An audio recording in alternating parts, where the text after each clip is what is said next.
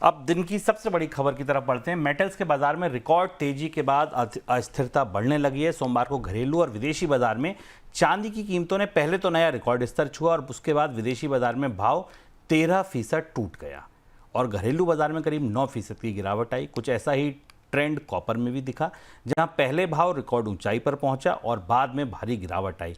Platinum और gold की कीमतों में भी इसी तरीके का ट्रेंड देखने को मिला। लगातार तेजी के बाद गिरावट एक साथ, मतलब आप सोचिए 13% की गिरावट एक दिन में अगर आ जाए तो ये कितना बड़ा झटका है ट्रेडर्स के लिए। स्पेशली आप चार्ट्स देखिए, चार्ट से आप देखकर ये तीखी गिरावट जो है आज की, इसको आप समझ जाएंगे। एक एक कमोडिटी के चार्ट्स हम आपको दिखाते हैं जहां आज आपको तेजी के बाद आई गिरावट देखने को मिलेगी। सर, इस बीच सवाल ये कि कॉपर में रह रहकर तेजी लौट रही है, ताजा उछाल की वजह और फिर उसके बाद ये गिरावट की वजह क्या है? कॉपर मार्केट में आज बड़ा अभूतपूर्व मूव दिखाई दिया। पहले तो हम जो ताजा कारण देखें, जो बड़े कारण दिखाई दिए जिससे कि तुरंत बाजार में तेजी आई, इसके दो बड़े कारण थे। एक तो महत्वपूर्ण कारण ये था कि जो प्रमुख कॉपर प्रोड्यूसर्स हैं दुनिया के उनकी तरफ से जो नए संकेत आए वो कॉपर के उत्पादन में गिरावट के थे। खासतौर से जो बड़ी प्रमुख माइंस हैं उनकी तरफ से जो सप्लाई साइड टाइटनेस, इस पर हम बराबर बात कर रहे हैं कि बाजार में कॉपर की आपूर्ति सीमित है। लैटिन अमेरिका से खासतौर से इस बात की खबर आई कि इन्वायरमेंटल क्लियरेंस फंसे हुए हैं और इसलिए इस वजह से बाजार में आपूर्ति की कमी लगातार आने वाले समय में रहेगी। स्टॉक्स कम हैं ही, बाजार में डेफिसिट बना हुआ है। ये एक बड़ी वजह थी जिस वजह से कॉपर बहुत तेजी से ऊपर गया। इसके बाद क्या हुआ, अचानक जो बाजार में चर्चा हुई, क्योंकि बाजार टाइट था, इसके बाद जब तेज गिरावट आई रिवर्सल का, तो उसमें डॉलर की मजबूती ने असर किया। चाइना के डेटा में थोड़ा असमंजस बनता हुआ दिखाई दिया और टैरिफ पॉलिसी को लेकर और कमोडिटी के में बुल रन को लेकर जो रिस्क बनते दिखाई दिए वो हमें कॉपर की कीमतों में इतनी तेज गिरावट की वजह बने। महत्वपूर्ण बात समझना है जरूरी कि लगभग यही स्थिति चांदी में भी, चांदी के संदर्भ में इस पर बात करेंगे। Shubham, spot market future market को ड्राइव कर रहा है कॉपर में, क्योंकि कॉपर की जो फिजिकल पोजीशन है, जो भौतिक डिमांड है और भौतिक मांग है, वो इतनी ज्यादा है और सप्लाई इतनी टाइट है कि फ्यूचर मार्केट्स में तेज स्क्वीज बनना शुरू हो रहे हैं। स्पॉट मार्केट कहीं कोलैप्स नहीं कर रहा है। हमें जो ये तेज उतार चढ़ाव दिख रहे हैं ये फ्यूचर्स के लेवल पर दिखाई दे रहे हैं। फिजिकल कॉपर का बैलेंस स्ट्रक्चरली इतना टाइट है क्योंकि इन्वेंट्रीज जो इन्वेंट्री हैं, जो स्टॉक्स हैं, वो पूरी दुनिया के ट्रेडर्स को, निवेशकों को सामने रखे दिखाई दे रहे हैं। तो ये जो बैकवर्डेशन है, जिसको कि कमोडिटी की भाषा में कहा जाता है, जहां पर स्पॉट फ्यूचर को ड्राइव करता है, वो स्थिति हमें कॉपर के मार्केट में बनती दिखाई दे रही है। तो फ्यूचर आने वाले समय में मांग और बढ़ना, फाइनेंशियल स्ट्रेस बढ़ना, इसकी तरफ इशारा कर रहे हैं। लेकिन ये इस बात का संकेत है कि हमें जब स्पॉट और फ्यूचर्स के बीच में इस तरीके का अंतर दिखता है और बैकवर्डेशन के रिस्क दिखाई देते हैं तो बाजार में तेज उतार चढ़ाव होते हैं, और वही तस्वीर, उसी का नज़ारा आज हमने बाजार में देखा। बिल्कुल, और समझने की बात यह है कि एक होती है गिरावट, एक होती है मुनाफा वसूली, एक होता है अपर सर्किट के बाद लोअर सर्किट लग जाना।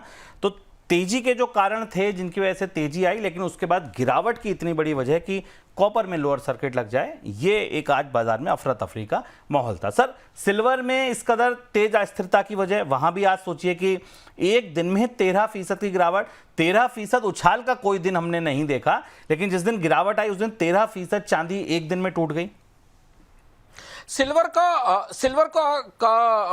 एक किस्म से बाजार में चर्चा है कि सिल्वर एक किस्म का मीम कॉइन हो गया है, और या सिल्वर एक हाई बीटा स्टॉक की तरह व्यवहार कर रहा है। दो महत्वपूर्ण चीजें समझना जरूरी है सिल्वर के मामले में, क्यों सिल्वर की आज की हमने इतनी तेज उतार चढ़ाव देखा, और दूसरा है कि सिल्वर में भी फंडामेंटली भीतर से क्या तस्वीर बनती दिखाई दे रही। तो पहले हम फंडामेंटल चीज समझते हैं। सिल्वर की माइंस को लेकर पूरी दुनिया में चर्चा है कि जो प्राइमरी माइंस हैं, जहां से केवल सिल्वर निकल कर आता, उनका ग्लोबल सप्लाई में हिस्सा केवल 28% है। बचा हुआ जो सिल्वर है वो सेकेंडरी बाय प्रोडक्ट के तौर पर आता है, जेट से, कॉपर से निकलकर, तो लेड से या जिंक से निकलकर। तो जिन जगहों पर जिंक या लेड की मांग नहीं है या नहीं बढ़ रही है खदानों में, वहां चांदी का उत्पादन भी कम हो रहा है। तो चांदी पहली ऐसी धातु है जिसने 5 साल से लगातार सप्लाई का डेफिसिट देखा है। आमतौर पर शुभम ऐसा होता है कि अगर 1 साल सप्लाई का डेफिसिट दिखाई दे तो खदानों में निवेश होता है, अगले साल नई चांदी आना बाजार में शुरू हो जाती। तो ये जो 800 मिलियन आउंस के आसपास का डेफिसिट है बाजार में फिजिकल लेवल पर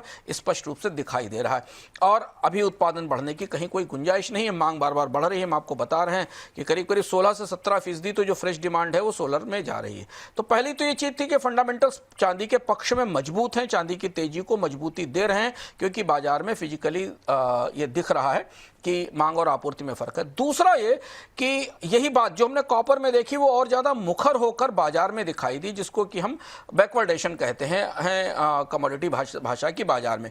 आमतौर पर बाजार में कहा जाता है कि बाजार के जो फ्यूचर्स हैं वो स्पॉट से ऊपर ट्रेड होते हैं। इसको कंटेंगो कहते हैं कमोडिटी की भाषा में या फ्यूचर स्पॉट की भाषा में, क्योंकि फ्यूचर की कीमत में इंश्योरेंस और स्टोरेज और चांदी को रखने की लागत शामिल होती।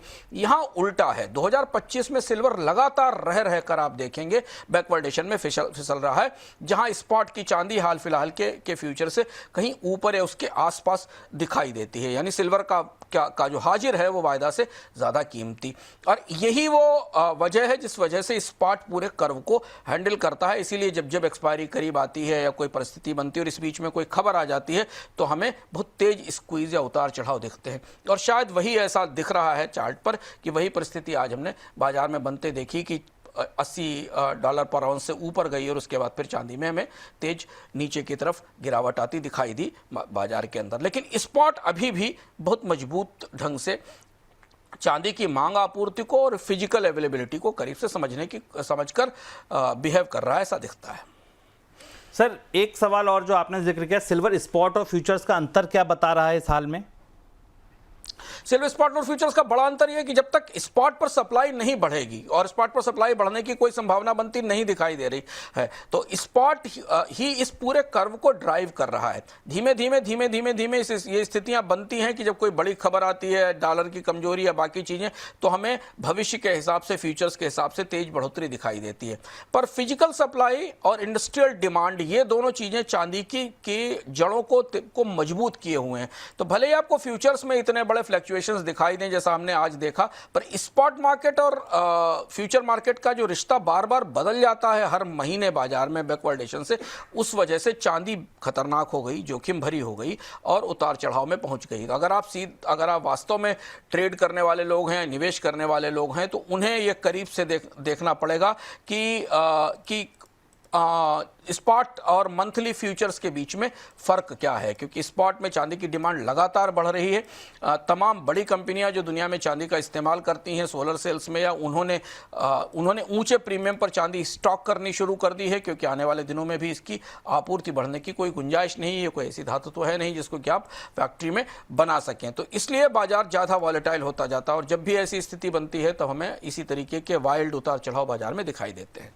बिल्कुल, और ये अंतर वाकई, जैसे जनरली फ्यूचर्स का मार्केट है आगे चलता है, स्पॉट थोड़ा सा पीछे चलता है, लेकिन आज ग्लोबल मार्केट में स्पॉट का भाव $86 है चांदी का, और फ्यूचर्स में आज चांदी $82 का स्तर छू गई थी, जिसके बाद टूटकर $74 पहुंच गई। सर गोल्ड सिल्वर के प्लेटिनम के बाजार में बबल बन रहा है, क्या ये माना जाए? बबल चांदी में स्पॉट फ्यूचर के बीच में तो बनता दिखता है, जो आज हमने देखा हो, इसीलिए हमने ये देखी।